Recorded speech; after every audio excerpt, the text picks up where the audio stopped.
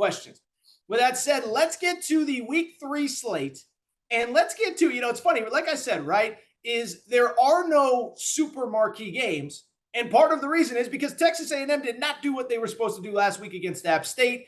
You know what happened, but coming into this one, Texas A&M hosting Miami. Texas A&M, how about this? Probably very surprising to most of you, including myself, by the way. No, I'm not going to disclude how I felt. I was stunned when I saw that Texas A&M is a 5.5-point favorite at home. The over-under absolutely plummeting, opened at 49, down to 44.5.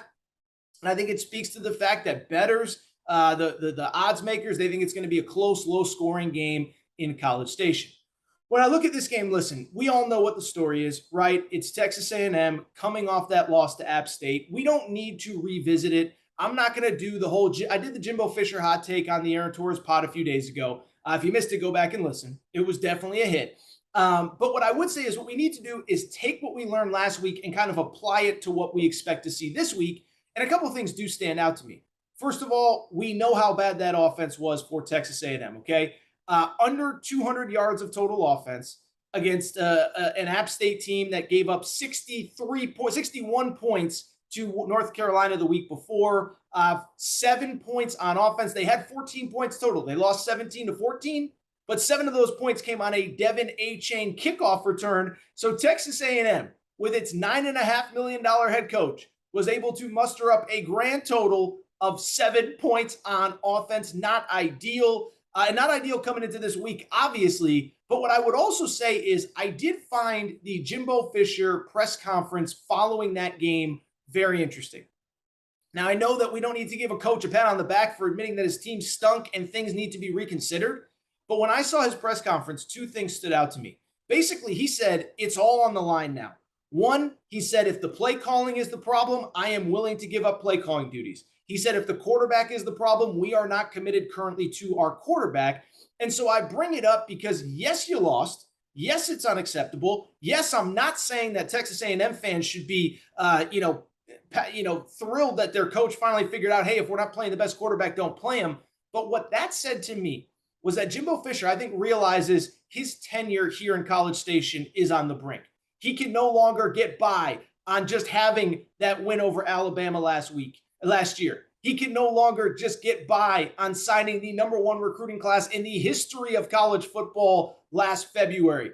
It is now about wins and losses on the field, applying, getting those great recruits to play to a certain standard. And because of it, I think everything's on the table. And I think we could see a quarterback change before this game or during this game.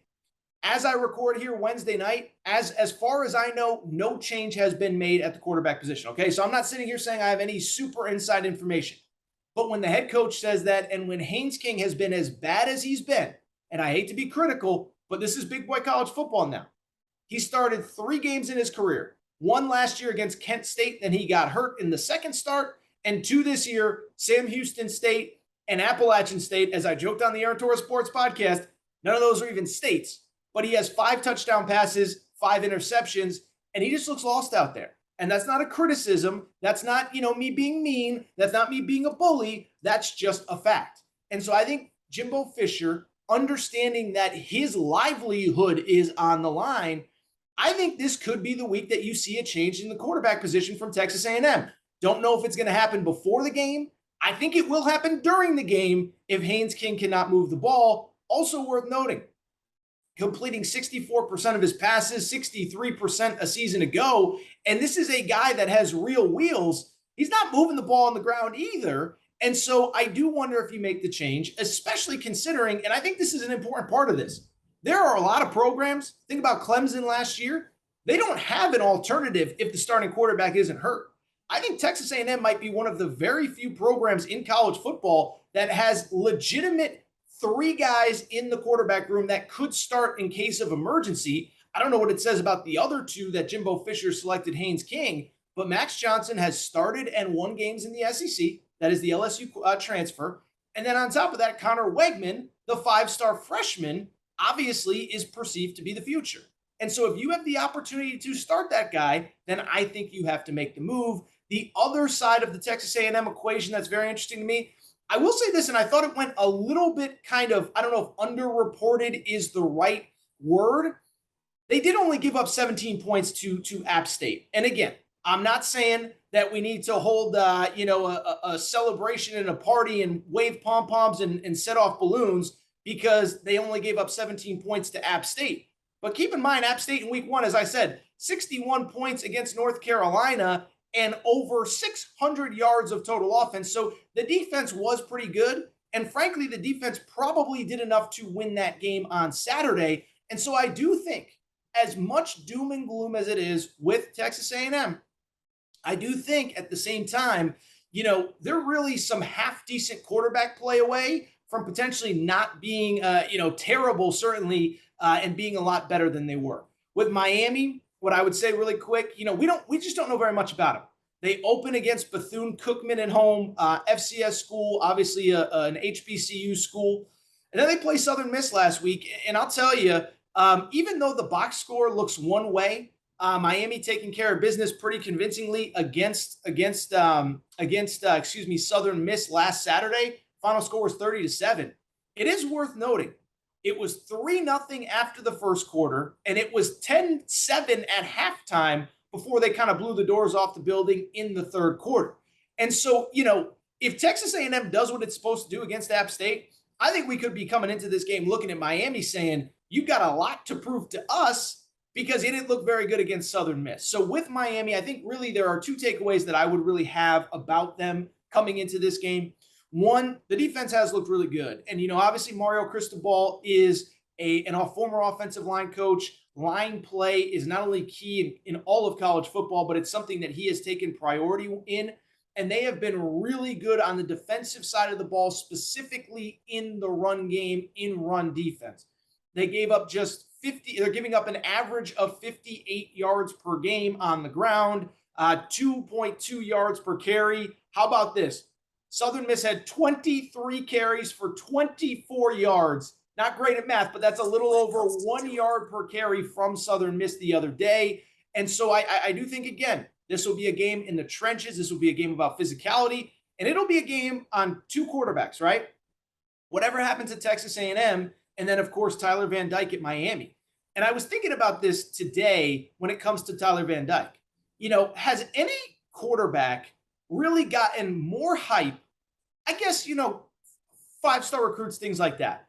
But a guy that's actually played games, gotten more hype without really having kind of a national showcase game, quite like Tyler Van Dyke. I mean, keep in mind, he started 6 games last year, but it is worth noting they were all basically after Miami's season was already done. Miami gets destroyed in week 1 by Alabama, barely survive, ironically, Appalachian State in week 2. Week 3, lose to Michigan State. And all of a sudden, we kind of Miami wasn't on our radar. De'Aaron King gets hurt. Tyler Van Dyke comes in, goes 5-1 as a starter, 20-3 touchdown to interception ratio, and is 2-0 this year. So 7-1 as a starter. We really haven't seen him in a high-profile game. The other thing that stands out, we haven't really seen him in a high-profile setting, right? Last year, the road games that he played in, at Duke, not College Station, at UNC when they were kind of falling apart, at Florida State when their season was on the brink, at Pitt. So he's played in road games, but nothing quite like this.